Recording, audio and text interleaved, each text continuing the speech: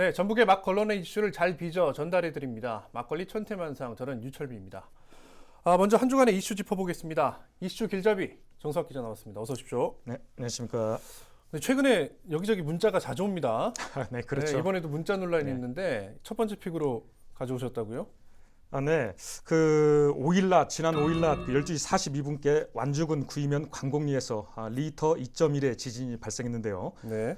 불행 중 다행으로 별다른 피해는 발생하지 않았지만 지진에 놀란 주민들의 신고 전화 40여 건이 119에 접수됐고 그런 신고 대부분은 진안과 가까운 전주시 완산구 주민들이 접수한 걸로 이렇게 파악이 됐는데요.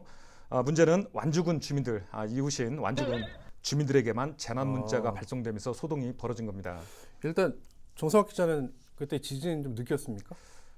저는 좀 둔감한 편이라 느끼지는 못했습니다. 네. 야생동물과는 아닌가 보네요. 네. 근데 이런 지진 자주 발생하잖아요. 네. 사실 이번 좀 전에 말씀드렸던 2.1 수준은 수시로 발생한다고 보면 될 것 같고요. 근데 사람들이 직접 느끼기는 좀 쉽지 않다고 그럽니다. 근데 이제 이게 궁금한 게 저도 뭐 전 시간에도 제가 완주 군민이라고 소개했습니다만 어느 지역에 있으면 문자가 오고 어떤 지역에는 안 오고 왜 이런 게 이렇게 약간 혼란이 있는 건가요? 네. 지진 또는 지진 해일 같은 경우 그 재난 문자는 기상청이 일괄적으로 발송하고 있는데요. 네. 리터 3.0 이상일 때만 그 강도에 따라서 진앙지 반경 50km 내지 80km까지 재난 문자를 발송하는 겁니다. 리터 규모 3.0 이상일 맞습니다. 때만요? 따라서 리터 2.1 수준인 완주 지진은 재난 문자 발송 대상이 아니었는데요.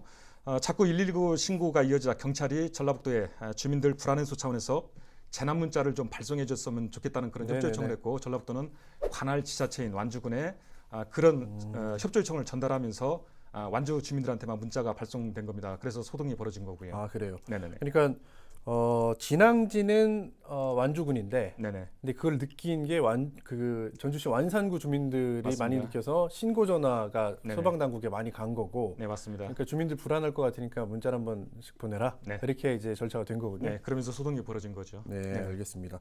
근데 자꾸 이제 문자 관련된 이야기가 나오는데 얼마 전에 북한 발사체 관련해 가지고 뭐 맞습니다.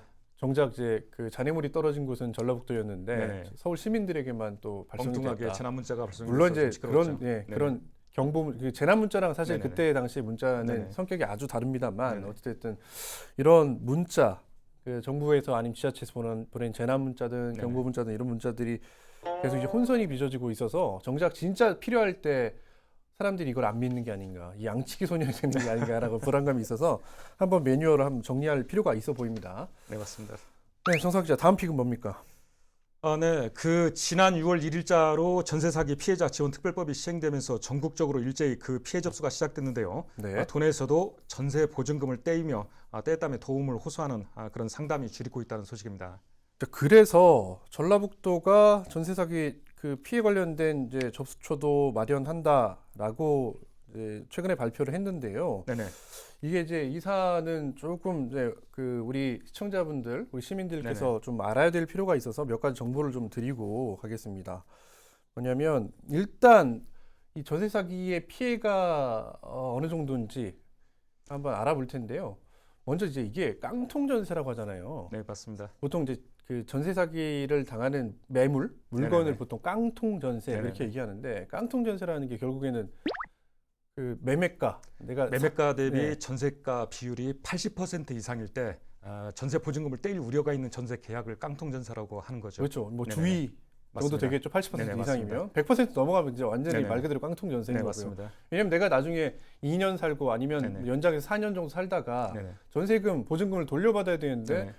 이 아파트를 팔아도 네네. 전세 보증금을 돌려받지 네네. 못하는 경우가 발생하기 때문에요. 그래서 제가 이제 최근에 취재한 바로는 제가 국토교통부 실거래가 공개 시스템이라고 하는 곳이 있습니다. 이게 네네. 여러분들도 아셔야 될 게 나중에 전세 계약을 하겠다 네네. 하면 이 사이트에서 한번 검색해 보는 게 필요한데 지난달 8일이죠. 전주시 인우동에 전용 면적 59제곱미터의 아파트가 1억 500만 원에 거래가 됐거든요. 네네. 근데 같은 달이에요. 같은 면적의 아파트 전세 4건이 거래가 됐는데 이게 다 매매 금액보다 더 네네. 전세 금액이 높았습니다. 네네. 말 그대로 이건 100% 깡통 깡통인 전세인 거죠. 거죠. 그렇다면 이제 전북 지역의 평균 전세가율이 어떨까? 아까 말씀하셨던 것처럼 네. 뭐 80% 정도 되면 주의 정도 되는 거잖아요. 조금 그 피해 실태를 덧붙이자면 네. 한국부동산원이 지난해 8월부터 전국 시, 군, 구별로 그 좀 전에 말씀드렸던 그런 전세 보증금을 떼이는 사고들, 네네. 전세금 반환 보증 사고라고 하는데 그렇죠. 이런 실태를 조사해서 지금 공개를 하고 있습니다. 그러니까 올해 4월까지 해서 지금 그 통계가 나왔는데, 즉 8개월 최근 8개월간이죠. 살펴보면 우리 전북 지역에서 그런 그 전세 보증금을 떼이는 사고가 총 30건이 발생했고요. 네. 금액으로 사고 금액은 무려 56억 원대에 달하는 것으로 이렇게 추산이 됐습니다. 지역별로 보면은 발생 건수 그리고 사고 금액 모두 전체 60%를 넘긴 전주시가 가장 많았고요. 네. 좀 전에 말씀하셨던 그런 바로 사고들인데요. 이 가운데 그 또 주목해야 할 부분이 있습니다. 바로 좀 전에 그 깡통 전세를 얘기하셨는데, 우리 전북 지역 같은 경우는 평균 현재 4월 기준에서도 약 한 79% 정도, 네네. 78%에서 79% 정도. 다행히도 전세가율이죠? 전세가율이요. 이게 아파트 전세가율입니다. 예, 아파트 기준 했을 때 최근 그 3개월 정도인데, 아파트 평균 전세가율이죠. 맞습니다. 이게 4월에 이제 조사한 결과가 지금 나왔는데, 4월이면은 직전 3개월치를 그렇죠. 평균을 낸 겁니다. 그랬을 때 78%, 9% 이게 지금 오락가락하는데, 그나마 다행이죠. 최소 이제 80%는 넘지 네네. 않았으니까. 근데 시군급별로 좀 따져보면 좀 상황이 다른데, 군산과 익산 같은 경우는 80에서 90%를 네. 넘나들고 있는 상황입니다. 즉 그 세입자들, 군산과 그 익산 지역 아파트에 사시는 세입자들 같은 경우는 네. 보증금을 자칫하면 떼일 수도 있다, 주의한다, 이런 얘기인 겁니다. 그렇죠. 방금 말씀드린 거는 아파트 평균 전세가율이었고, 이게 연립이나 다세대 주택 같은 경우에는 전세가율이 거의 90% 가까이 됩니다. 88.1%거든요. 네네. 그래서 연립이나 다세대 주택 같은 경우는 이미 네. 경고등이 켜졌다. 네, 전북 맞습니다. 지역의 평균입니다. 그런 말씀 좀 드리고 싶고요. 또 하나는, 그러면 전세 사기 피해를 줄이려면 우리가 어떻게 해야 되냐? 뭐 계약까지 하고 나서는 좀 약간 방법이 없기 때문에 계약 전에 보면 당연히 이제 매물, 물건을 먼저 확인하는 게 중요하겠고요. 그다음에 건축물 대장을 열람해서 이게 불법인지 무허가인지 한번 확인해 보는 게 필요합니다. 네. 이게 이제 국토부에서 정한 전세 사기 피해 예방 체크리스트인데요. 네. 계약하기 전입니다. 그리고 다음은 방금 말씀드렸던 국토부 실거래가 공개 시스템 등을 통해서 이게 적정 전세가율인지 한번 맞습니다. 확인해 볼 필요가 있습니다. 네. 한국부동산원에도 네네. 나오고 있죠. 네. 물론 이제 한국부동산원에는 개별 물건은 나오지는 네네. 않습니다만, 또 마지막 가장 중요한 부분인데, 이게 보증금 안전 여부입니다. 왜냐하면 등기부등본이나 전입세대 열람 내역 등을 통해서 내 전세 보증금보다 선순위 채권 네네. 또는 보증금이 있는지 한번 확인해 볼 필요가 있습니다. 그리고 임대인의 세금 체납 여부도 국세는 홈택스, 지방세는 위택스를 통해서 확인할 수 있으니까요. 이런 체크리스트를 좀 체크해 보신 다음에 전세 계약을 체결하는 게 좋겠다. 그래야 피해를 예방할 수 있다라는 말씀 좀 정보를 드립니다. 그리고 또 하나, 이번 그 전세사기 특별법이 제정됐잖아요. 그래서 네, 피해 맞습니다. 신청 접수를 받고 있다고 하는데, 이 내용도 간단하게 좀 소개를 해주시죠. 네. 그 우리 전북 지역 같은 경우는 전북도청 주택 건축과에 네네. 그 일괄적으로 피해 접수를 받는 상담 창구가 지금 상담도 하고요. 피해 접수 사례도 접수받는 상담 창구가 개설이 되어 있습니다. 따라서 그 전세 보증금을 떼이신 분들은 일단 전세 사기인지 아닌지 본인이 판단하기 힘들 겁니다. 네네. 따라서 그 전북도청 좀 전에 안내해드린 그 주택건축과에 전화 내지는 직접 방문하셔서 상담을 하시고요. 그러면 도청에서 기초조사를 벌인 뒤에 네네. 국토교통부 주관부처이죠. 국토교통부에 그 전세 사기 피해 지원 위원회라는 게 긴급 설치가 돼 있습니다. 여기서 네네. 한 달 이내에 네. 최장 75일간인데요. 연장이 가능하니까 그 실태 조사를 해서 그 전세 사기다라고 인정을 받게 되면 여러 가지 지원 정책들이 추진되게 네네네. 되는 겁니다. 알겠습니다. 네네. 앞서 말씀드렸던 것처럼 어쨌든 올해 직전 4개월에 네네. 비해서 올해 지금 4월까지의 전세 사기 피해 건수나 금액이 좀 급증하고 있으니까 우리가 좀 주의를 해야겠다, 그런 말씀을 드립니다. 네, 정석 기자의 다음 픽 어떤 겁니까? 네, 이번에는 그 의도적으로 악성 민원을 제기해서 돈을 갈취하는 그 흔히 그 블랙 컨슈머 얘긴데요. 황당하더라고요. 예, 내용 보니까. 무지 지역 한 빵집에서 구입한 빵을 먹다 금속성 이물질이 나와 치아를 다쳤다. 네네. 뭐 이런 식으로 해서 해당 빵집 그리고 군청에 민원을 제기하는 수법으로 금품을 뜯어낸 50대 남성이 무주경찰에 붙잡혀 사기 등의 혐의로 구속됐다는 소식입니다. 근데 이분이 전과가 있다면서요? 예, 한 맞습니다. 번이 이게 한 번이 아니기 때문에 문제가 되는 것 같은데요. 네. 경찰 조사 결과를 보니까 무주 지역 그 빵집에서는 약 한 300만 원 정도 뜯어냈다고 그러는데요. 네. 경찰 조사에서 살펴보니까 전국을 돌면서 무려 그 재작년부터 총 현재까지 확인된 것만 13곳이 그런 피해를 입었고요. 열쇠고죠. 예. 네네. 그런 식으로 그 피해를 본 금액은 약 1,100만 원대로 이렇게 추산이 됐습니다. 그러니까 이게 그 빵집 입장에서는 네네. 그 내가 빵을 일일이 하나하나 다 확인할 수는 없잖아요. 네, 맞습니다. 물론 이제 시스템상으로 결국엔 이 건도 네네.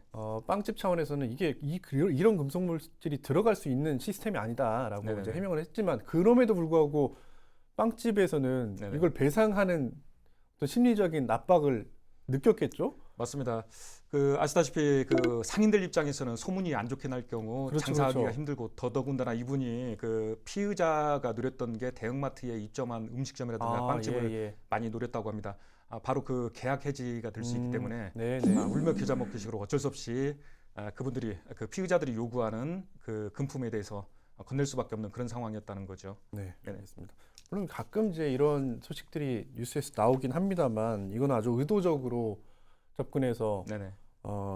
이제 그 돈을 갈취한 거기 때문에 이게 문제가 되는 사례입니다. 그래서 네네. 사실 주의할 필요가 뭐 있겠죠. 엄벌 네네. 이런 경우에는 선의 피해자들이 발생할 수도 있고 네네. 그렇기 때문에 엄벌이 필요해 보이고요. 또 이 방송 보시는 소상공인들의 주의도 필요해 보입니다.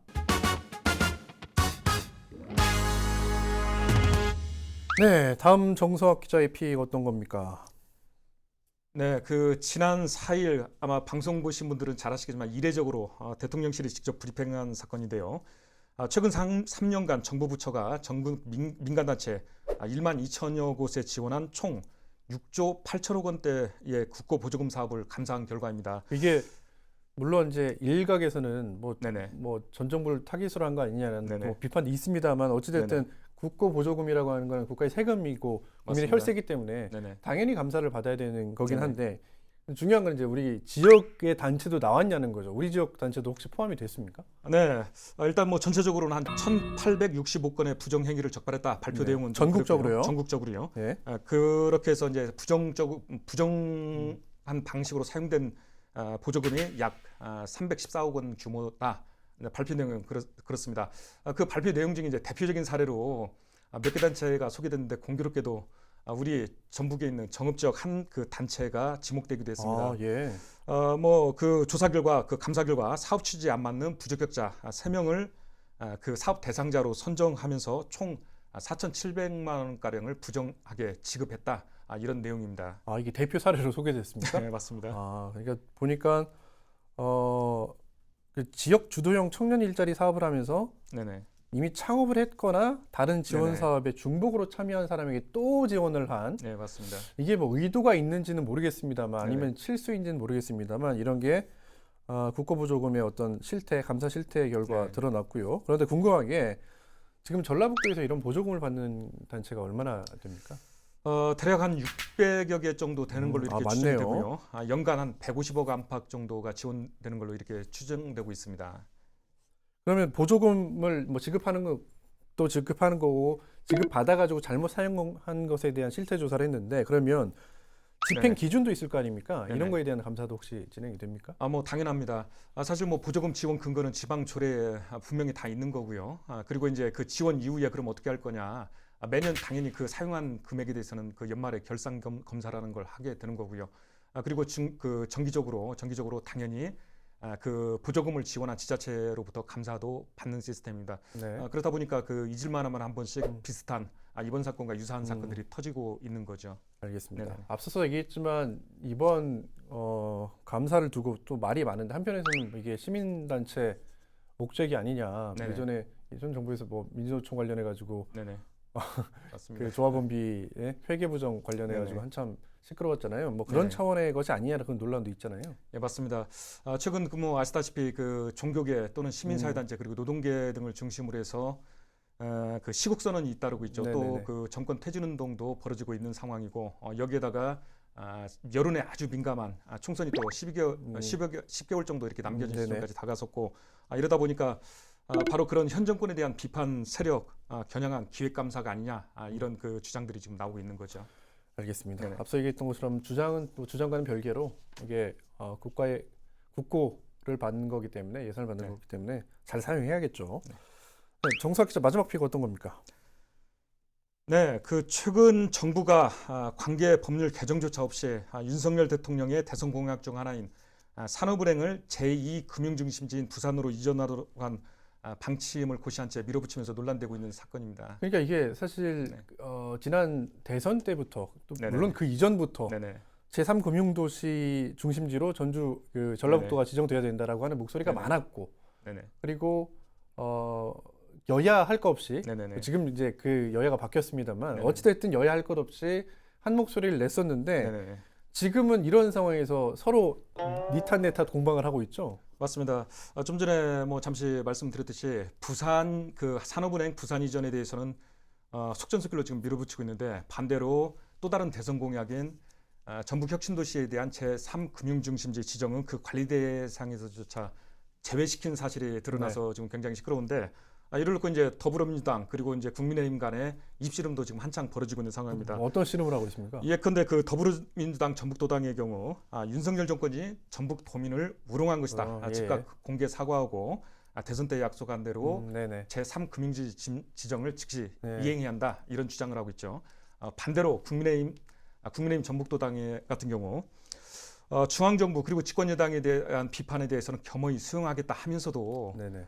반대로 제3금융지 지정은 문재인 전 대통령 때도 대선 공약이었다. 따라서 그때는 민주당이 뭐했냐? 이제 와서 뒤늦게 네네네. 이렇게 시끄럽게 떠들고 있는 것은 네. 내년 총선을 겨냥한 정치적 선동 아니냐? 이런 그 또 반박하고 있는 상황이죠.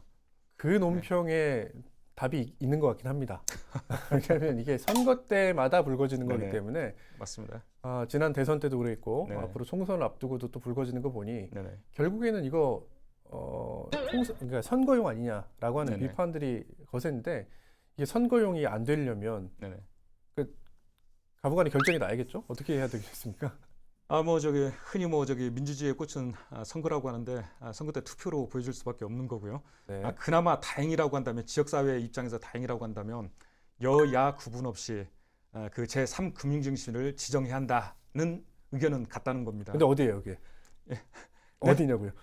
그러니까 그 국민의힘이라든가 네. 민주당이라든가 같이 공통적으로 네. 지정해야 한다라는 의견을 지금 내고 있다는 거죠. 네. 그게 언제인지는 사실 장담하기가 어렵습니다. 그래요. 네네. 그러니까 이게 어떻게 보면 뭐 네. 부산, 뭐 전북 네. 그렇게 약간 네네. 경쟁하는 구도처럼 네네. 돼버렸잖아요. 네, 사실 선거다 조금 보니까. 덧붙이자면 이미 국회에서 입법 전쟁도 지금 벌어지고 있습니다. 여러 그 국책은행들을 부산 내지는 전북으로 이전하는 법안들이 지금 맞불 법안들이 지금 발의되고 네네. 있고 입법 전쟁이 벌어지고 있는데 좀 전에 말씀드렸듯이 이게 총선까지 이어질 가능성이 높고요. 네. 그 과정에서 불행 중 다행이라고 한다면 실제로 제3금융중심지가 전북이 지정이 된다라고 한다면 다행인데 그렇지 않고 또 총선까지만 가고 네네네. 그게 또 흐지부지 될 소지도 가능성도 적지 않다는 거죠. 적지 않다는 게 아니라 저는 그 가능성에 더 무게를 그렇죠. 두겠습니다. 지금까지 현재까지의 보면, 상황을 보면요. 네. 네, 이번 시간에는 천태만상, 천태만평, 전북일보 정윤석 화백의 만평으로 보는 세상 전해드립니다. 우선 준비한 만평부터 보시죠.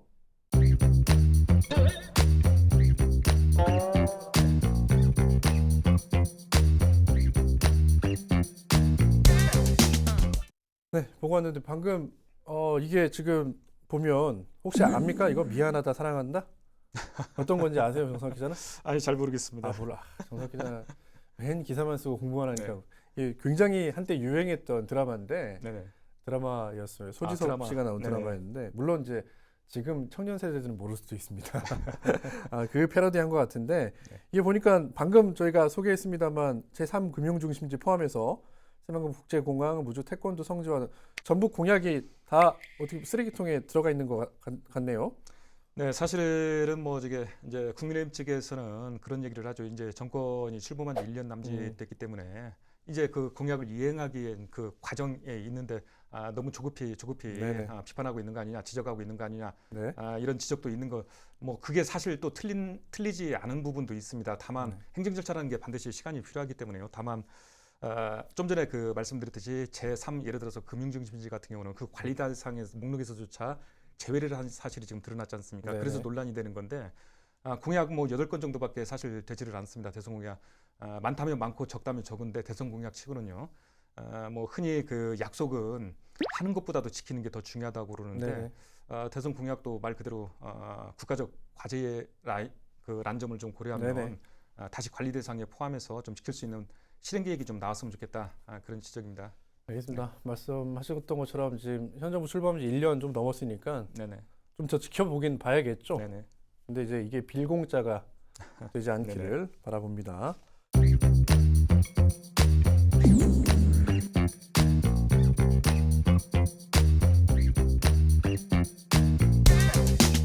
네, 두 번째 만평 보고 왔는데요. 이거 아주 뭐가 안 좋은 것 같습니다. 그래서 지금 링거를 맡고 있는 모습인데요. 이 논란은 현 정부 출범하면서부터 사실 제기됐던 논란이긴 합니다. 맞습니다. 네. 지역화폐 예산을 전액 삭감한다라는 얘기가 있었고 네네. 또 반대로 민주당, 그러니까 야당에서는 안 된다라고 네네. 했던 주장들이 있었는데 결국에는 뭐 지역화폐 예산 전액 삭감한다라고 이렇게 발표가 됐나요?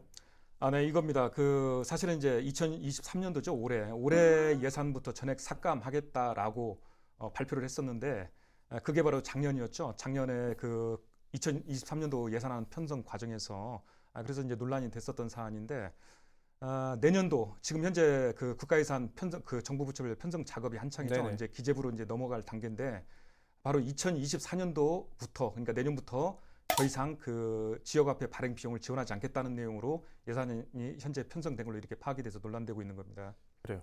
네. 이게 만평에서도 봤지만 기력 보충, 그러니까 기력이 쇠했기 네네. 때문에 지금 링거를 만든 거잖아요. 네네.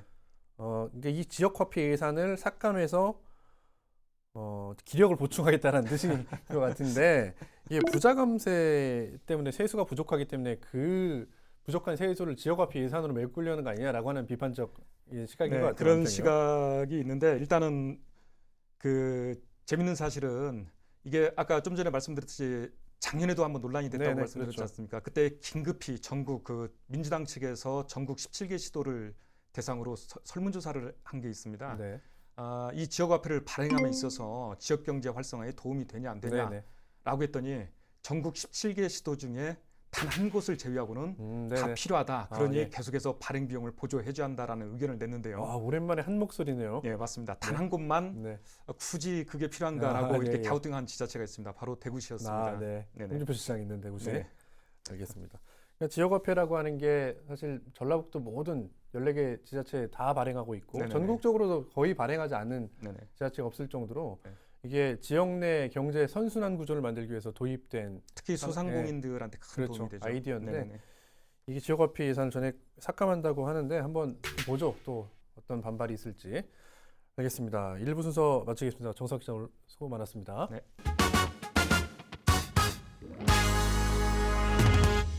네, 막걸리 천태만상 이제 메인 아이템으로 가겠습니다. 네, 전주의 마지막 남은 노른자위 땅이라고 불리면서 많은 관심을 받고 있죠. 옛 대한망직 부지입니다. 자, 이곳에 대한 관심 여전히 높고 또 논란도 몇 년째 계속되고 있는데요. 자, 현재 상황 또 앞으로 어떻게 전개될지 이분들과 이야기 나눠보도록 하겠습니다. 먼저 저희 막걸리 터줏대감이죠. 최용호 변호사 나와주셨습니다. 어서 오십시오. 예, 안녕하세요. 최호입니다. 네, 오랜만입니다. 네, 그리고 해당 개발 지역의 지역구 의원입니다. 전주시 의회 이성국 시의원 모셨습니다. 어서 오십시오. 예, 안녕하세요. 이성국 시의원입니다. 네. 의원님, 제가 이걸 안 여쭤볼 수가 없는데 우리 연배가 어떻게 되십니까? 제가 이거를 원래 인사할 때 말씀드릴까 했는데 그래요? 제가 올해 93년생 31살입니다. 그래요? 예. 왜냐면 피부가 너무 좋아서 아유, 감사합니다. 예, 이렇게 양복을 입고 계셔가지고 약간 나이가 구분이 안 되긴 하는데 이 의원이 패기 넘치는 또 초선이고 또 30대의 젊은 청년 정치인입니다. 밖에서 보던 의회 그리고 안에 들어가서 경험해본 의회 좀 다른 게 있습니까? 사실 처음에는 제가 의회에 들어오기 전에는 당연히 좀 어렵고 낯선 곳이라고 생각을 네네. 했는데 들어와서 보니까 정말 뭐 별다를 게 없는 사람 냄새 나는 네. 그런 곳인 것 같아요. 그래요? 예. 너무 아름답게 보잖아요. 뭐 좀 어려움은 없습니까? 사실 봐야 할 서류가 네. 변호사님도 많이 보셨겠지만 지금까지 이렇게 그 의회 들어와서 공부했으면 서울대 갔겠다. 그래요? 오늘도 서류를 엄청 많이 준비해 오셨는데 예. 아, 이거 좀 보니까 부담스럽네요. 알겠습니다. 네, 본격적으로 시작해 보도록 하겠습니다. 최근에 작년부터 계속 이어져 왔던 일인데 대한방지 대한방지 부지죠. 예, 거창한 착공식이 한 번 있었고 그 이후에 노동자가 사망하는 사건이 또 있었고 또 허가 없이 공사를 하다가 또 논란이 되기도 했습니다. 최영호 변호사님, 그동안에 제가 간단히 설명했는데 과정을 좀 한번 돌아봐야 될 것 같아요. 어떤 과정들이 있었습니까?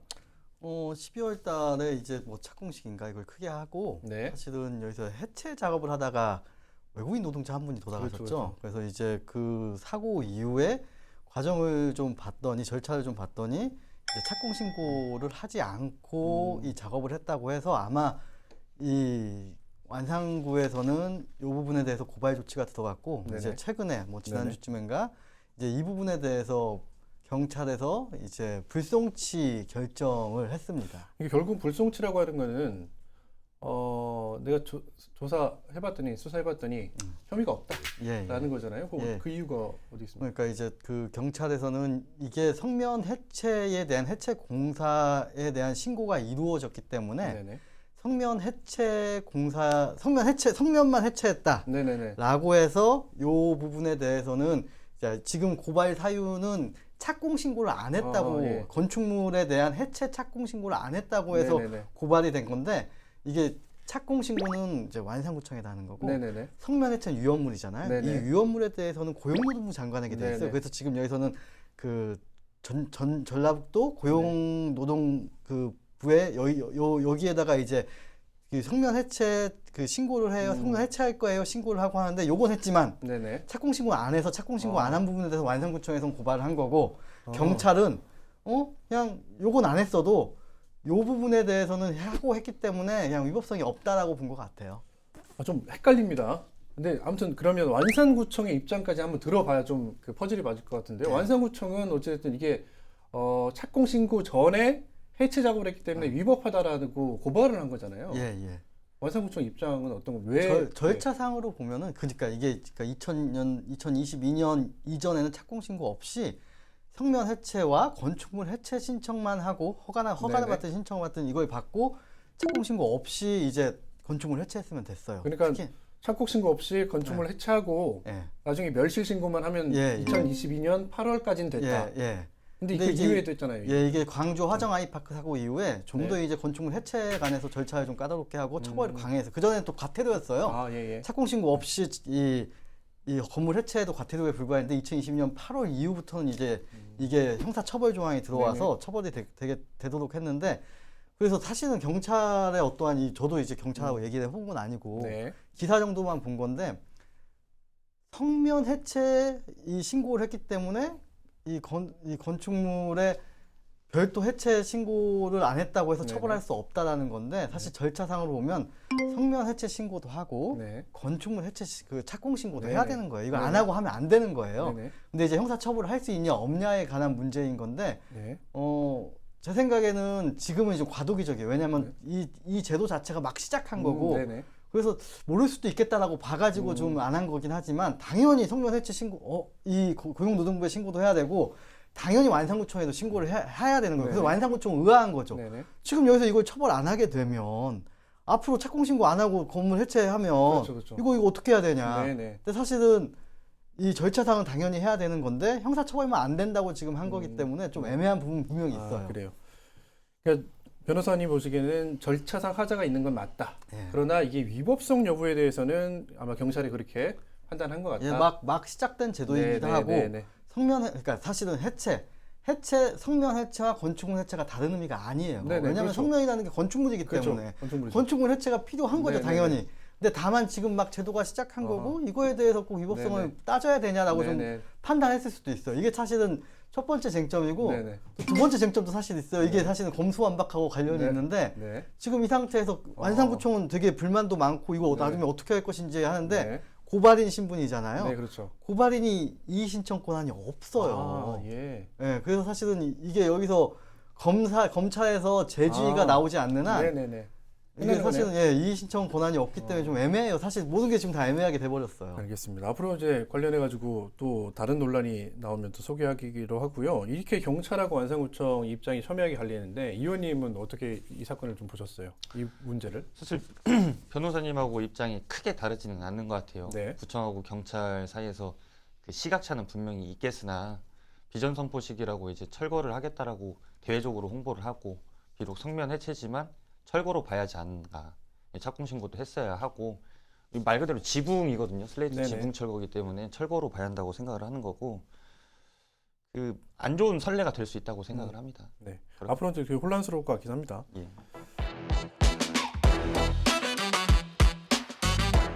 다음 문제 살펴보죠. 이게 이런 가운데 이 땅에 또 다른 문제가 또 발생했습니다. 뭐냐면 문제라고 하기는 그렇죠. 원래 이곳에 살던 그 멸종 위기종이 있었습니다. 바로 맹꽁인데 이 맹꽁이가 이 부지에 살고 있다라고 하는 환경단체의 주장 그리고 뭐 청음 조사를 통해서 확인했다라고 하는 건데요. 한편 전북환경운동연합은 비가 내린 지난 29일 밤 한승호 시의원과 대한방직부지 울타리 부근을 조사한 결과 지난해 조사에서 발견한 5곳에 더해 총 8곳에서 울음소리를 확인했다고 밝혔습니다. 단체는 전주시가 맹꽁이 서식지를 제외한 부지에 대해 조건부로 착공 신고를 받아주겠다는 방침을 철회할 것을 촉구했습니다. 또한 부지 내 맹꽁이 서식 실태 조사와 보호 대책 마련을 위한 민관 공동조사단의 구성을 요구했습니다. 이게 환경단체는 철거공사 허가 조건이었던 맹꽁이 서식지 조사와 보존계획 수립이 이루어지지 않았다 이렇게 강조하고 있잖아요. 이 문제에 대해서는 우리 의원님 어떻게 생각하십니까? 사실 좀 알아보셨을 거 아니에요? 예, 사실 그 완산구청에서는 조건부 허가로 네. 해줬어요. 이 맹꽁이 서식지를 이제 조사를 하고 이전까지 하는 조건으로 했는데 사실 공사 착공에 있어서 신고도 안 하고 무조건 해야 한다고 생각을 하는 거죠. 이 맹꽁이 같은 경우에 멸종위기종 2등급, 2급으로 알고 네네. 있는데 사실 너무 사람들이 너무 많다라고 생각을 해요. 이 맹꽁이 왜 이것 때문에 색을 많이 써야 하냐 네. 얘기를 하지만 사실 멸종위기 보건센터에서 모니터링한 결과가 나온 게 있는데 맹꽁이는 5년 전에 비해 굉장히 줄어들고 있습니다. 네네. 그렇기 때문에 서식지 조사 확실하게 하고 서식지 옮겨줘야 한다고 생각을 합니다. 그러니까 맹꽁이기 때문에 특별하게 옮겨져야 된다는 건 아닌 것 같고 변호사님 이게 뭐 야생동물 지정 및 보호에 관한 법률 그런 게 있잖아요. 예. 이게 법률상으로도 환경부 장관은 이런 게 있으면 뭐 지자체도 마찬가지 국가도 마찬가지고 뭐 관리 계획을 수립하거나 보존 계획을 수립하고 이런 경우에는 뭐 어떻게 해야 된다라고 하는 게 법률로 정해져 있지 않습니까? 예, 예. 그렇죠. 뭐 야생동물법 해가지고 네네. 사실 멸종위기 지정이 되면 까다로워요. 이게 너무 문화재 까다롭죠. 지정. 그러니까 사실 건물을 짓거나 도시계획을 할 때, 도시개발을 할 때 뭐 문화재가 있거나 이 야생동물이 있게 되면 굉장히 절차가 지연이 되고 까다롭게 되는 건데 네. 사실 제가 이 자리에서 아마 맹꽁이에 관해서 얘기를 했던 적이 올해 2월 달이었을 거예요. 네. 마찬가지로 사실 생각해 보면 이렇게 조단위 사업 수천 세대 아파트를 짓는다는 데서 이런 문제를 가볍게 보고 넘어갈 수 있을까? 저는 그렇지 않다고. 맹꽁이가 뭐 맹꽁이 몇 마리 죽은데 그게 뭐 어때가 아니라 네. 사실 우리 사회가 가지고 있는 어떤 법 체계고 그게 우리가 야생동물을 보는 관점이거든요. 지금 우리가 환경이나 이런 문제가 계속 중요해지고 우리가 야생동물이라는 게 지정을 한 이유가 사실 우리가 환경 문제에 대해서는 더 이상 간과하고 넘어가거나 네네. 신속과 효율을 이유로 그걸 우습게 보지 말라는 사실 이유거든요. 근데 사실은 진행을 하려고 했잖아요. 거기에 네네. 대해서 조건부 허가가 나왔음에도 불구하고 저 이런 부분에 있어서는 좀 여기가 이렇게 큰 사업을 할 수 있는 데가 맞나? 예, 예. 라고 생각이 들 정도로 오히려? 예. 그러니까 변호사님 말씀하셨던 것처럼 이게 그 예를 들어 수조 원이 들어가는 사업인데 이 맹꽁이 때문에 사업을 못해? 라고 하는 분들이 계신 반면에 또 일부에서는 아니 그렇게 수조 원을 투자하는 사업인데 이 맹꽁이 서식지 하나 보존 못해?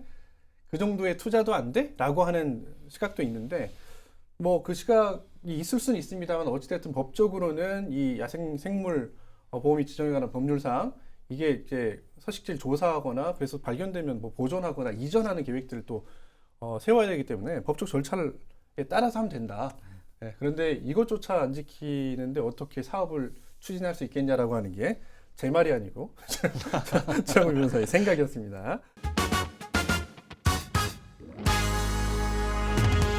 네, 방금 짚어본 일들이 참 최근 상황인데요. 자, 가장 핵심이 되고 있는 거죠. 이거는 이제 사실은 이 자광이라고 하는 회사 이전부터 논란이 됐던 건데 바로 개발이익 환수 문제인데요. 자, 이건 어떻게 상황을 짚고 계신지 최영호 변호사님 설명해 주시죠. 애초에 그러니까 이제 사실 이게 돌아가서 2000년대 초반에 네. 대한방직 부지가 제척된 것부터 좀 봐야 돼요. 그렇죠. 당시에 이제 사실은 아니 우리가 수십 년 동안 공장을 운영했던 데인데 네네네. 이걸 어떻게 이런 식으로 하게 되냐. 그래서 여기 공장을 계속 운영하게끔 해달라라고 해서 네네. 신시가지에서 되게 엉뚱하고 좀 생뚱맞게 네네네. 이 부지만 제외된 채 운영을 했던 거죠. 근데 네. 이제 사실 이게 좀 고도의 알박기라고 보여지는 게 네네. 이제 그때 당시 지금 보면은 한 300억 정도 되는 땅을 공시지가로 네. 이 공시지가도 한 사실은 몇 배 오른 거예요. 네네. 300억이. 근데 이 땅을 사실 2천억 주고 판 거예요. 네네. 2천억 주고 자강이 인수하면서 요 땅에 대한 가치는 사실은 2천억이면은 한 평당 한 300만 원 정도 네네. 꼴이거든요. 사실 싸게 산 게 아니에요. 네네. 사실 어느 정도 좀 그 적정가를 주고 산 건데 요 땅에 대해 왜 그렇게 좀 싸게 안 사고 좀 비싸게 주고 샀을까? 미래가치에 투자. 미래가치죠. 사실 여기에 대해서 투자거든요. 용도 변경이나 네. 여기에 대해서 개발 계획을 다시 세워서 얻을 수 있는 금액을 자기가 얻겠다라고 네네. 해서 이 돈을 들여서 2천억을 주고 지금 산 거고. 네. 근데 사실은 여기서 가만 생각해본 전주시에서는 네. 대한방직 우리 공장 그만두고 여기 딴 사업 할게라고 했을 때 전주시에서 어떻게 나올까요?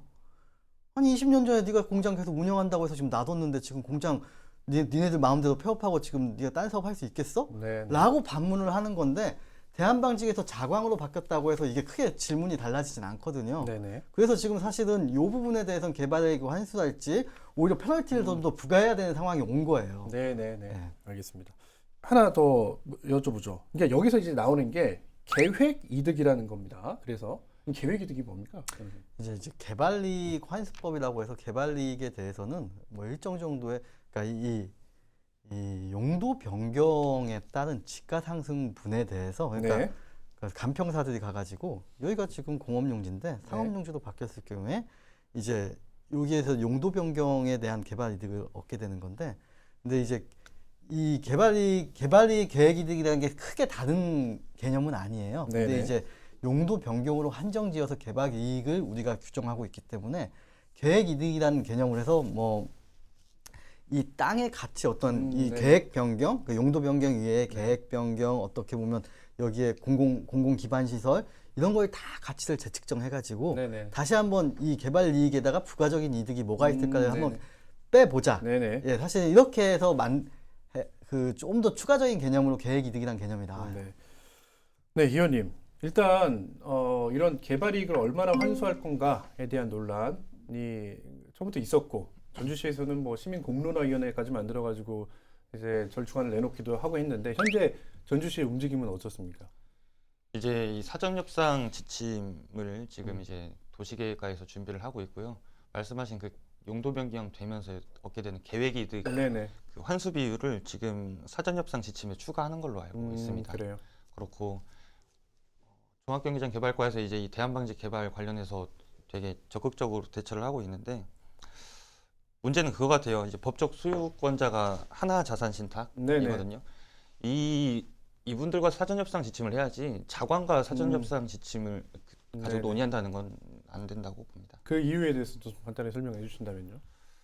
법적 소유권자가 네네. 하나 자산 신탁이고 사실 더 말씀드리면 롯데건설에서 지급보증 해가지고 네네. 880억 받았어요. 그렇죠. 그러니까 자광은 이 건설하는 그냥 건설사 시행사인 거지 시행사죠.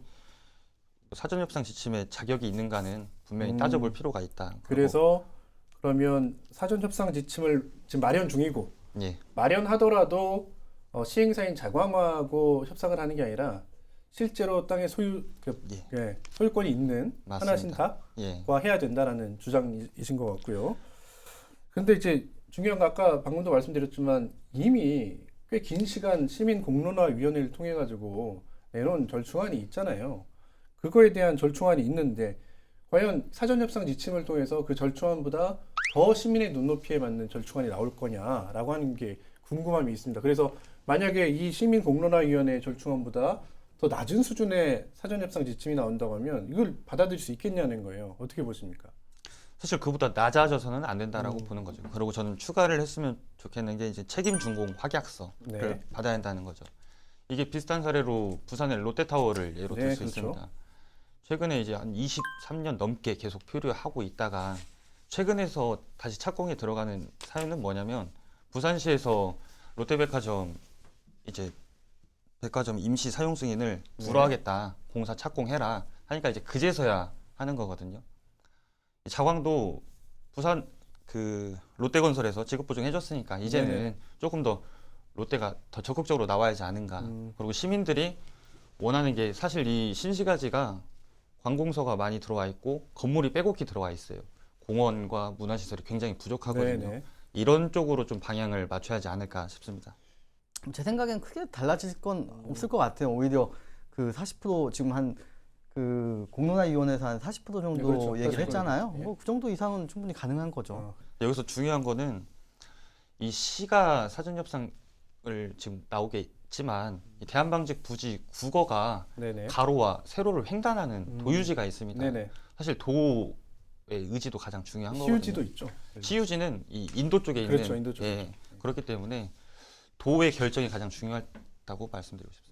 절차상 복잡하긴 합니다. 말씀하셨던 것처럼 도유지도 있기 때문에 결국에는 전라북도 의회 역할도 큰데 공유지상 관리계획 변경 동의안의 처리도 도의회에서 해줘야 되기 때문에 그 앞서서 얘기했지만 시민공론화위원회에서 권고안을 냈잖아요. 여러 가지 뭐 A안, B안, C안을 가지고 최종 권고안을 선택했는데 그 권고안이 어떤 시민의 공론들을 모은 건데 사실상 뭐 효력을 상실했다 그렇게 보십니까? 어떻게 보세요, 변호사님은? 원래 효력이 없었죠. 그렇죠. 효력이 없었죠. 원래- 법적 효력은 없었죠. 네, 원래 효력은 없고 뭐 거기에 대해서 이제 사실 뭐 참조만 하겠다. 지금 음. 사실 시장님 자체가 뭐 그런 거 아니겠어요? 네. 어떠한 그 책임은 사실은 시에서 져야 되는데 네네네. 그 위원회에서 얘기하는 것들이 얼마나 효력이 있겠냐라는 게 네. 사실은 지금 시장님의 방침이신 것 같아요. 근데 저는 사실은 이 시민 공론화위원회에 대해 되게 부정적이었어요. 처음에 네. 시작할 때부터. 왜냐하면 사실 책임을 좀 떠넘기는 건가? 네네네. 본인들이 해야 될 사업에서 아. 그럼 이렇게 위원회 만들어서 하나 시켰는데 지금 생각해 보면은 의논 과정이나 네. 어떠한 방안에 대해서 일종의 이 자료를 좀 남겨놓은 거 아니에요? 아, 예, 예. 예, 그래서 거기 자료를 남겨놓은 거기 때문에 지금 여기에 크게 벗어나거나 여기에서 크게 뭐 불리하거나 이득이 되게 할 수 없게끔 좀 해놓은 안전장치는 좀 되겠다는 생각이 좀 들더라고요. 네, 저도 비슷한 생각입니다만 이게 법적 효력이 없는 권고안일 뿐이었지만 지금 또 지나고 보니 그 권고안이 기준이 되기 때문에 만약에 사전 협상 지침이나 아니면 전주시가 협상을 할 때 권고안을 또 레버리지로 삼을 수 있지 않냐. 네. 뭐 그런 뭐 생각도 해봅니다.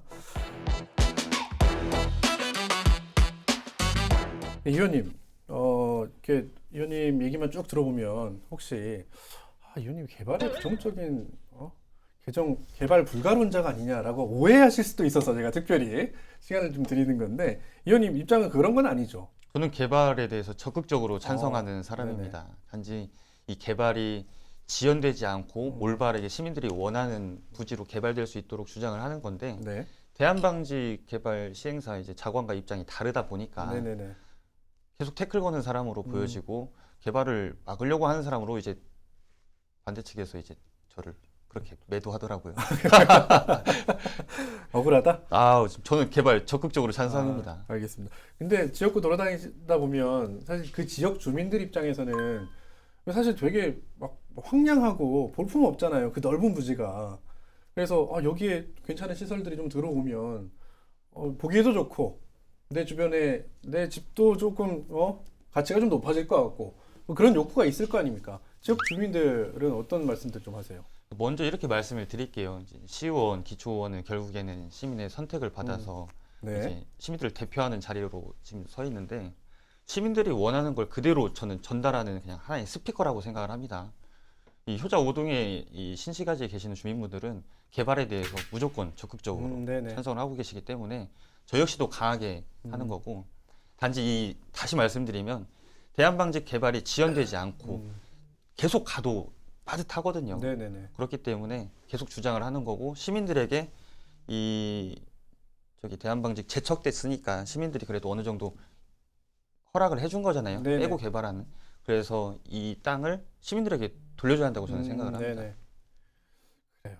그러니까 개발에 반대하지는 않지만 올바른 개발 방식을 채택해야 이 원래 특혜가 있었던 이 부지가 시민들에게 다시 돌아간다라고 하는 말씀이신 것 같은데, 근데 반대로 우려하는 분들의 의견도 있습니다. 아까 얘기했던 것처럼 이 개발이 최경영 선생님도 얘기하셨죠. 뭐 애초에 이제 특혜의 시비가 있었기 때문에 그 부분만 제대로 환수돼서 시민들에게 이익으로 공이 돌아간다고 하면 개발을 못할 이유가 있겠냐. 또 사유지이기 때문에 그런 의견도 있습니다. 근데 또 일부에서는 왜 사유지인데 왜 그 전주시에서 감나라 배나라 하냐, 왜 그래? 라고 주장하시는 분들도 있잖아요. 그런 분들의 입장에 대해서는 최 변호사님 어떻게 생각하십니까? 원래 땅이라는 게 네. 어떠한 이 지방자치단체나 네. 국가나 땅에 대해서는 사실은 굉장히 감나라 배나라 하도록 되어 있어요. 이거 예. 원래 돼 있는 거예요. 네네.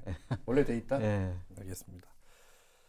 자, 다음 문제 좀 살펴볼까요? 이게 옛 대한방지터를 개발하면 전주 경제가 활성화될 거다라고 하는 뭐 의견들이 있습니다. 그래서 지난 연말이었죠. 대대적인 착공식과 함께 전 이게 맞는지 모르겠습니다. 전주 경제 비전 선포식이라는 걸 열었어요. 여기에는 김관영 도지사도 참석했었고 전주시장도 참석했었죠. 우범기 시장도 참석했었죠. 그래서 사실 이게 인허가권자가 거기에 참석해가지고 참석하는 게 맞냐라고 하는 논란이 있었습니다만, 일단 우리 이 의원님, 대한방직이 개발되면 지역 경제, 전주 지역 경제가 활성화될 거라고 보십니까? 어떻게 보세요? 사실 개발을 하게 되면 전주라고 너무 거시적으로 표현하기보다는 그 주변에 있는 상권은 확실히 활성화될 거라고 생각을 해요. 네네. 단 방금 말씀하셨던 대로 사전 협상을 아직 시작하지도 않았는데 인허가권자가 거기 가서 착공식에 간다는 게 조금 저는 많이 아쉽습니다. 네네. 아쉬운 상황이죠. 최영호 변호사님, 개발이 잘 되면 그러겠죠. 뻔한 질문이긴 합니다만 지역 경제 활성화를 이끌게 될까요? 사실 이제 지역 경제라는 관점에서 봤을 네. 때 아파트 짓고 쇼핑몰 짓는 게 네네. 얼마나 이제 거기 이 본질적인 어떠한 이 지역이나 지자체의 경쟁력의 제고가 될지는 사실 의문이에요. 왜냐하면 사실 아파트나 쇼핑몰은 외곽으로 빠져도 되는 거거든요. 네네네. 지금 이미 개발된 이 중심 부지에 어떠한 이 아파트를 더 짓고 쇼핑몰 하나 더 짓는다는 게 네. 사실 도시의 본질적인 경쟁력과는 관계가 있을지 음, 라는 게 의문인 거죠. 그래서 사실은 자광이 처음부터 끝까지 여기에 대해서는 아파트나 쇼핑몰보다 우선시한 게 사실은 이 타워거든요. 네네네. 그래서 이 타워를 어떻게 건설함으로써 좀 이례적으로 높은 타워를 건설함으로써 좀 이 관광이나 이런 게 더 도움이 될 것이다. 계속 이걸 강조를 해요. 명분 같은 근데 거죠? 명분 같은 거 네. 삼고 있는 건데, 아까도 얘기했지만 사실 여기서 저희가 좀 이 되게 쓸데없는 반대 같고 여기에 대해서 좀 왜 그렇게 시민단체는 반대하고 여기에서 왜 이렇게 부정적인 시각을 갖고 있어 한다고 하겠지라고 하는데, 여기서 문제는 대부분이 안 했기 때문이에요. 네, 이런 네. 타워라는 게 사실은 도시 개발업자들이 네. 너무나 흔히 써먹었던 방법 중에 하나고, 네. 사실은 대기업이나 LH나 이런 큰 어떤 공공기관에서도 대기업이나 공공기관에서도 짓겠다고 안 짓는 사례가 너무 많아요. 왜냐하면 네네. 비용은 너무나 크고 그렇죠. 수익 채산이 안 났고 나중에 뭐 용도 변경 다 받고 허가 받아놓고 안 짓고 좀 늦게 지을게 머리 극적극적 네네. 거리면은 네네. 10년, 20년이 후딱 지나가고 책임 주체가 사라져 버려요. 네네네. 지금 시장에 도장 찍고 나가서 뭐 시장찍 없으면은 누가 잘못했어 하면은 저는 시장님 도장 찍었는데 이렇게 돼 버려요, 사실은. 네네네. 그래서 되게 굉장히 중요한 문제거든요. 저는 사실 타워라는 게 저는 여기에서 그 수천억 원을 들여서 타워를 새로 짓는다는 거에 대해서는 별로 크게 신빙성이 없고, 아까 무슨 확약 같은 걸 네. 말씀하셨는데 확약이 의미가 없어요, 안 지어버리면. 확약도 의미가 예, 없습니까? 어떻게 할 수가 있겠어요. 확약 받아놓고 네네. 좀 이건 늦게 해주고 아파트 먼저 짓고 아파트 준공을 안 해줄 수가 있어요. 아파트는 다 분양해서 분양한 게 그렇죠. 3,000명의 어떠한 이 수분양자가 있어가지고 여기에 소유권이 예, 문제가 예, 있는데 예. 쇼핑몰도 이걸 안 해줄 수가 있어요. 내가 롯데에서 쇼핑몰 지었는데 이거 여기에 별개의 문제거든요. 확약이라는 게 굉장히 좀 공허한 얘기가 될 수 있어요. 다 확약 받고 해요, 다. 네, 확약 안 받고 하는 데가 없어요. 근데 나중에 이거 안 했을 때 책임질 사람이 아무도 없기 때문에 그러는 거예요, 사실은. 너무나 좀 명약 관대하게 네네. 어려울 것 같은데 한다고 네. 하니까 이 말을 하는 거죠. 사실 돈을 내놓거나 아니면 땅을 내놔야 돼요. 확약서도 효력이 없을 것 같다라는 말에 충격적이긴 한데, 그래서 뭐 같은 내용입니다만 왜 반대만 해라고 지적하시는 분들이 많은데 사실 그런 이제 공격도 우리 의원님 많이 받으실 텐데 그렇기 때문에 시작부터 첫 단추를 잘 꿰서 가자라고 하는 그런 말씀이신 것 같아요. 또 거의 이제 마무리될 때가 됐는데요. 하나 더 짚어보고 끝내죠. 이 개발업체, 그러니까 시행사죠. 이게 뭐 지역경제 비전 선포식까지 열었는데 시민단체는 이 개발업체가 과연 이 사업 추진을 할 만큼의 체력을 갖고 있느냐에 대한 의문도 제기하고 있어요. 최 변호사님도 우리 그 시민단체가 재무제표 뭐를 한번 확인하는 그런 세미나도 열고 했는데 한번 확인해 보셨나요? 어떻습니까? 건강합니까? 아니 뭐 사실 이런 시행사들은 다 네. 빚내서 하는 거고 네네. 지금 토지 가치 상승분에 따라서 이제 뭐 여기에서 담보율을 최대한 우리가 할 수 있는 데도 받아놓고 하는 거 뭐 이게 이렇거든요. 네네. 근데 아까도 제가 말씀드렸지만 요 사업에 대해서는 사실은 대기업들도 타워 짓겠다고 안 지어요. 네네네. 근데 과연 이런 업체들이 이 얘기를 계속 하는 이유가 있어요. 네. 사실 시행하시는 분들이나 이 요구하시는 분들도 아니 누가 무슨 요 시행사들이 얼마나 뭐 큰 기업들이 있겠어요. 시행 자그맣게 하는 데도 있는데 네. 여기서 왜 이런 거 문제를 제기하지라고 생각을 해보면은 사실은 요렇게 수천억 대의 타워를 짓겠다고 하거나 사실 명분을 삼았으니까 여기에 대해서는 전혀 담보할 수 없다는 거예요. 네네. 예. 그러니까 이 사업 자광이 이 대한방직 부지를 사들였을 때부터 사실은 이 사업의 실제적인 주체가 자광이 아니라 롯데건설이 아니냐라고 하는 얘기도 있었잖아요. 예. 이 의원님도 공부를 많이 해보셨을 텐데 그렇게 보고 계십니까? 어떻게 보세요? 그렇게 보여줄 수밖에 없는 상황인 거죠. 자산이 15억이고 지난 도의회에서 이제 세미나도 했었는데 네, 부채가 3,300억에서 500억이라고도 얘기를 하고 네네, 이 건설을 하신다는 그 회사가 네, 자산 15억으로 과연 할 수 있는 물론 빚을 내서 할 수는 있겠죠. 네네. 하지만 과거 사례들도 봤을 때 자광이 사업 하지 못할 거라고 생각합니다. 근데 앞서 얘기했던 것처럼 시행사기 때문에 그 대부분 정도- 예, 이렇게 하니까 사실 충분히 할수 여기서 있죠. 얘기하면은 뭐 시행을 모르니까 그런다고 아, 얘기를 할 텐데 여기서는 타워를 얘기했기 때문에 한 얘기예요, 사실은요. 알겠습니다. 정리해보죠. 자, 그렇다면 이 지역이 진짜로 지역 경제의 중심이 되려고 하면 계속 나왔던 얘기입니다만 마무리 발언으로 우리 두 분 어떻게 개발돼야 된다고 이제 간단하게 마무리 발언 해주죠. 최 변호사님부터.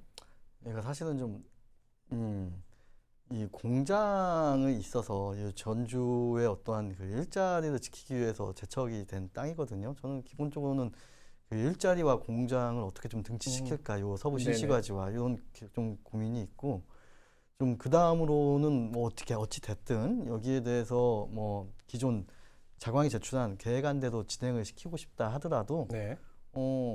사실 우리가 국토계획법도 바뀌어가지고 이제 사전협상 운영지침 만들고 전주시와 이 협상도 해야 되고 뭐 굉장히 어떠한 좀 단순하고 절차적으로 간단한 착공 신고, 네네. 맹공이 이런 문제들도 사실은 이런 규모의 사업을 하는 데가 이렇게 허술하게 안 해요. 저는 네네. 지금 단적으로 보여진다고 봐요. 예. 이런 정도의 규모에 대한 사업을 이렇게 허술하게 하는 데가 과연 지금 그들이 얘기하는 어떠한 이렇게 큰 타워나 큰 아파트 공사를 짓겠다고 하는 어떠한 공사에 있어서 얼마나 이걸 믿고 이 전주시의 이 한가운데 땅을 개발할 수 있게끔 놔둘 수 그냥 방치할 수 있을까 좀 그런 생각이 들어요. 그래서 좀 잘했으면 좋겠습니다. 알겠습니다. 잘했으면 좋겠다.